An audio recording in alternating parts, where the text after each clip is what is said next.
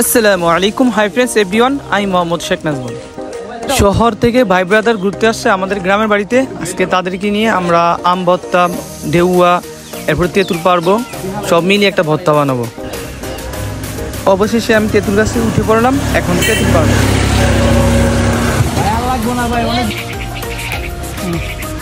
Hi friends everyone, আমি মোহাম্মদ শেখ নাজমুল, ভাইয়ের ছোট ভাই মোহাম্মদ আকাশ। এই যে আমরা পায়রা নিয়ে আসলাম, এখন আমরা ভর্তা বানিয়ে খাবো। ঠিক আছে, সবাই পাশেই থাকবেন, ঠিক আছে, সুস্থ থাকবেন, দোয়া করবেন।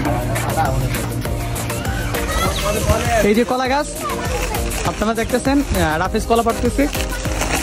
বেশি শুরু না, আপনারাও গ্রামে আসুন, সময়গুলো অনেক এনজয় করুন। Wow, very beautiful. আমরা এগুলো এখন বানানি করে খাবো। দেশে আসার ফিলিংসই এটা, ভাই ব্রাদার মিলে একসাথে বানানি খাওয়া।